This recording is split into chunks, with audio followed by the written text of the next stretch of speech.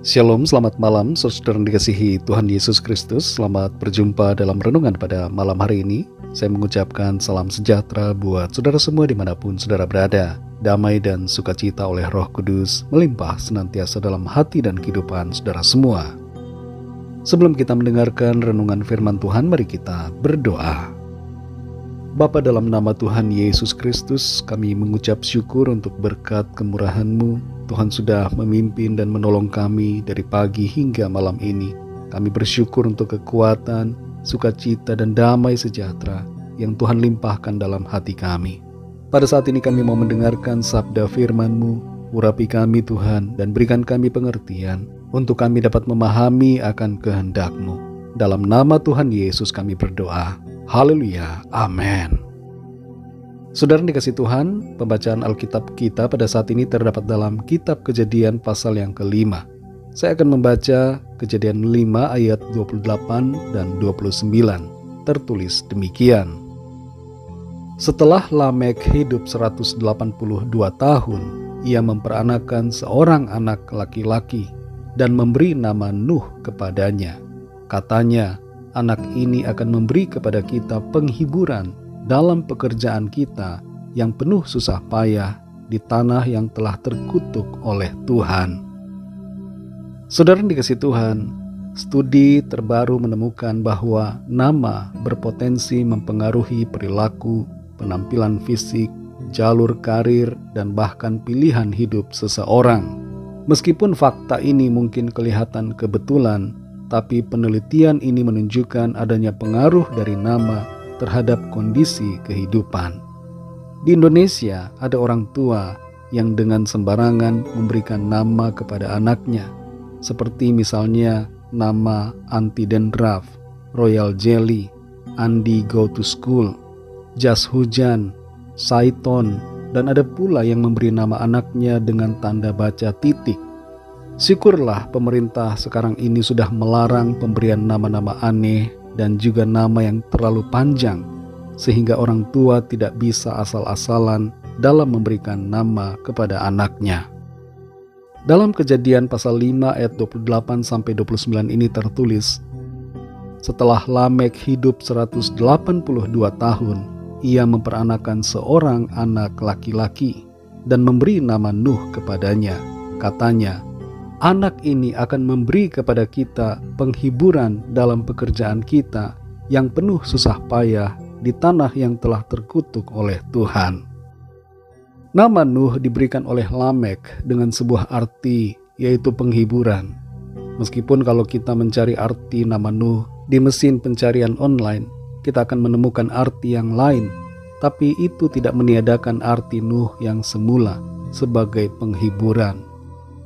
Di tengah susah payah pekerjaan di bumi, Nuh menjadi anak yang memberikan penghiburan bagi orang tuanya. Tapi ke depannya kita mengetahui bagaimana Nuh juga menjadi penghiburan bagi keluarganya, di mana dia dan keluarganya diselamatkan oleh Tuhan dari bencana air bah. Dan Nuh secara umum menjadi penghiburan juga bagi kita semua, umat manusia yang hidup sekarang ini. Karena bila Nuh tidak hidup dalam kebenaran, maka zaman Nuh merupakan akhir zaman bagi seluruh umat manusia. Saudara yang dikasihi Tuhan, kita perlu bijaksana dalam memberikan nama kepada anak atau kepada seseorang, atau bahkan juga kepada tempat usaha kita, pelayanan ataupun sebutan untuk suatu momen dalam hidup kita. Ada istilah nama adalah doa. Sebutan atau nama yang kita berikan kepada sesuatu merupakan doa dan harapan kita. Tuhan pernah mengubah nama beberapa orang secara khusus, seperti misalnya Abram menjadi Abraham, Sarai menjadi Sarah, Yakub menjadi Israel, dan Simon menjadi Petrus. Saulus mengubah namanya menjadi Paulus setelah mengalami pertobatan. Mungkin ada di antara kita yang memiliki nama yang aneh, nama yang mempunyai arti tidak baik atau membuat malu. Mari kita ingat jati diri kita di dalam Tuhan. Walaupun orang tua memberikan nama yang tidak baik kepada kita, tapi Tuhan telah membaharui kita. Ia menjadikan kita ciptaan yang baru. Dalam Roma 9 ayat 25 tertulis, Tuhan menyebutkan kita kekasih. Dalam Yohanes 15 ayat 14, Tuhan menyebut kita sebagai sahabat. Dalam 1 Petrus 2 ayat 9, kita disebut sebagai bangsa terpilih, imamat yang rajani, bangsa yang kudus, umat kepunyaan Allah. Dan dalam Wahyu 2 ayat 17, Tuhan memberikan nama yang baru kepada setiap kita yang menang dan setia. Mari saudara yang dikasihi Tuhan, jangan kita asal-asalan dalam memberi nama atau melabeli sesuatu. Tahun yang baru ini mungkin sebagian orang mengatakan sebagai tahun penuh kesukaran, tahun penuh penderitaan, tahun penuh dengan kegagalan. Tapi sebagai orang percaya, mari kita labeli dan sebutkan tahun ini. Kita namai dengan tahun penuh berkat dan rahmat Tuhan, tahun penuh pengharapan, tahun penuh mujizat dan pemulihan dari Tuhan. Mari kita berjalan dalam kuasa firman Tuhan dan alami mujizatnya dalam kehidupan kita. Kuasa dan kasih Tuhan menolong dan menopang kita di sepanjang tahun baru ini dan tahun-tahun selanjutnya. Mari kita berdoa.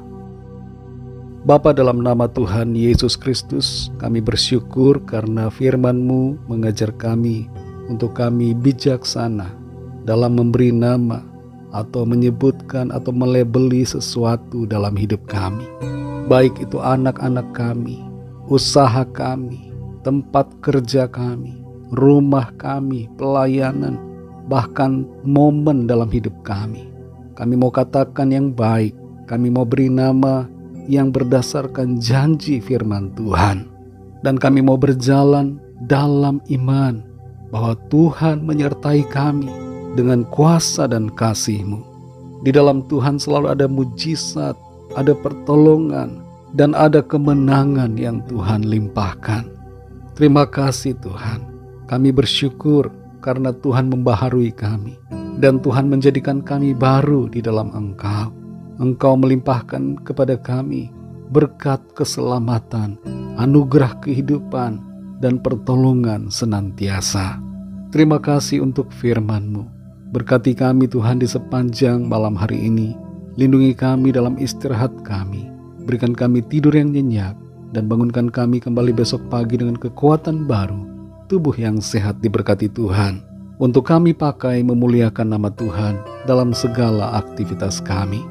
Kami bawa kepadamu setiap permohonan doa dan pergumulan kami masing-masing secara pribadi, agar Tuhan melawat setiap kami. Ada kesembuhan, ada pemulihan, ada mujizat, ada pertolongan Tuhan yang dinyatakan. Terima kasih Tuhan. Ampunilah kami akan dosa dan kesalahan kami, seperti kami juga mengampuni orang yang bersalah kepada kami. Dalam nama-Mu yang kudus, nama Tuhan Yesus Kristus, kami sudah berdoa dan mengucap syukur. Haleluya. Terimalah berkat Tuhan. Tuhan memberkati engkau dan melindungi engkau. Tuhan menyinari engkau dengan wajah-Nya dan memberikan kasih karunia.